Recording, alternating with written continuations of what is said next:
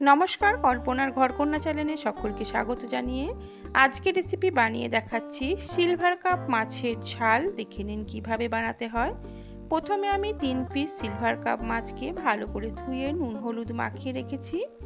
এবার আমি একটা মিক্সিং জার নিয়ে নিয়েছি, তার মধ্যে দিয়ে দিচ্ছি 2 টুকরো পেঁয়াজ বা একটা পেঁয়াজের অর্ধেক, একটা টমেটোকে আমি কেটে অর্ধেকটা নিয়েছি, নিয়ে একটা পেস্ট বানিয়ে নিচ্ছি। এবার একটা কড়া বসিয়ে দিয়েছি, কড়াটা গরম করে নিয়ে দিয়ে দিচ্ছি 3 টেবিল চামচ সর্ষের তেল।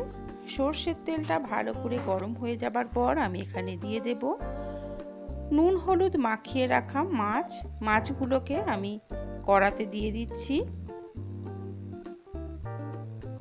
আস্তে আস্তে মাছের পিসগুলো কড়াতে দিয়ে আমি কিছুক্ষণ সময় ধরে উল্টে পাল্টে মাছগুলোকে একটু লাল করে ভেজে নেব। মাছগুলো দেখুন বেশ খানিকটা ভাজা হয়ে গেছে। 2 পিস মাছ ভাজা হয়ে গেছে, আগে তুলে রাখছি। আরও 1 পিস মাছ আরও কিছুক্ষণ হবে ভাজা, তারপর আমি মাছটা তুলে নেব। দেখুন মাছ ভাজাটা হয়ে গেছে, এটাও তুলে নিচ্ছি। নেবার পর আমি ওই কড়াতে দিয়ে দিচ্ছি আরও 1 টেবিল চামচ সর্ষের তেল। সর্ষের তেলটা দেবার পর এখানে অর্ধেক কুচিয়ে রাখা পেঁয়াজকে আমি রেখেছি, একটা পেঁয়াজের অর্ধেক পেস্ট করেছি আর অর্ধেক আমি কুচিয়ে নিয়েছিলাম একটু সরু সরু করে। পেঁয়াজটা কড়াতে দিয়ে ভালো করে নাড়াচাড়া করে বেশ লালচে করে আমি ভেজে নিচ্ছি। যারা এখনও আমার চ্যানেলটি সাবস্ক্রাইব করেনি তাদের কাছে অনুরোধ রইল যাতে করে আমার চ্যানেলটি অবশ্যই সাবস্ক্রাইব করে নেয়। দেখুন পেঁয়াজটা খুব সুন্দর লালচে রং ধরে ভাজা হয়ে গেছে। এবার আমি পেস্ট করে রাখা পেঁয়াজ আর টমেটো দিয়ে দিলাম কড়াতে, দিয়ে বেশ কিছুক্ষণ নাড়াচাড়া করে আমি টমেটোর কাঁচা গন্ধটা চলে যাওয়া পর্যন্ত নাড়াচাড়া করে নিচ্ছি। দেখুন পেঁয়াজটা খুব সুন্দর করে কষানো হয়ে গেছে। এবার দিয়ে দিচ্ছি আদা রসুনের পেস্ট 1 চামচ। আদা রসুনটাকে দিয়েও আমি ভালো করে কষিয়ে নেব কিছুক্ষণ সময়। দেখুন মিনিট 2 সময় ধরে আমি মশলাটাকে ভালো করে কষিয়ে নিয়েছি। এবার খুব সুন্দর মশলা থেকে তেলও ছেড়ে গেছে। এবার যে রেগুলার মশলাগুলো আছে লঙ্কার গুঁড়ো, হলুদ গুঁড়ো, জিরে গুঁড়ো, ধনে গুঁড়ো আমি হাফ চা চামচ করে দিয়েছি, দিয়ে ভালো করে একটু নাড়াচাড়া করে নেবার পর এখানে সামান্য দিয়ে দিচ্ছি কাশ্মীরি লাল লঙ্কার গুঁড়ো। এটা কোনো ঝাল হয় না, অথচ সুন্দর একটা রং হয়। বেশ কিছুক্ষণ এবারও নাড়াচাড়া করে নেব। সামান্য পরিমাণ আমি এখানে জল অ্যাড করছি।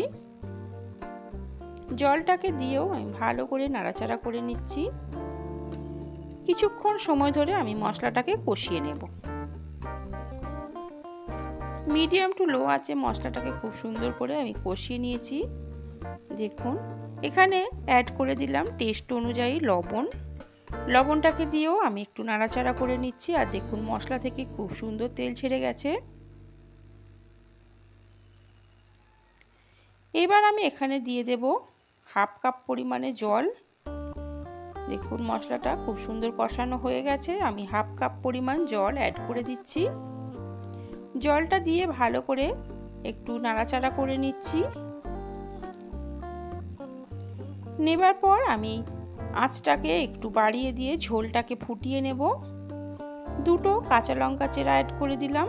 দেখুন মাছের যে ঝোলটা আমি খুব সুন্দর করে ফুটিয়ে নিয়েছি। এবার ভেজে রাখা মাছগুলোকে অ্যাড করে দিচ্ছি।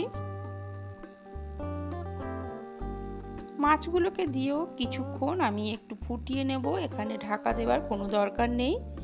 মিডিয়াম টু লো আছে আমি মাছটাকে ফুটিয়ে গ্রেভিটা একটু কমিয়ে নিচ্ছি। দেখুন ঝোলটা অনেকটা কমে গেছে। মাছটাকে আমি একটু উল্টে নিয়েছিলাম আর কয়েক সেকেন্ড আমি একটু ঝোলটা ফুটিয়ে নেব। রান্নাটা আমার একেবারে রেডি হয়ে গেছে আর কিছুক্ষণের মধ্যেই আমি গ্যাস বন্ধ করে দিয়ে আপনাদেরকে নাবিয়ে দেখাবো। এবার আমি নাবিয়ে দেখাচ্ছি। দেখুন কত সুন্দর দেখতে হয়েছে আমার সিলভার কাপ মাছের ঝালের রেসিপি। আপনারা অবশ্যই একবার বাড়িতে ট্রাই করবেন। রেসিপিটা কেমন হয়েছে কমেন্টে জানাবেন। রেসিপিটা ভালো লাগলে অবশ্যই বন্ধু বান্ধবদের সঙ্গেও শেয়ার করবেন। আমার রেসিপিটা ভালো লাগলে অবশ্যই একটা লাইক করে দেবেন।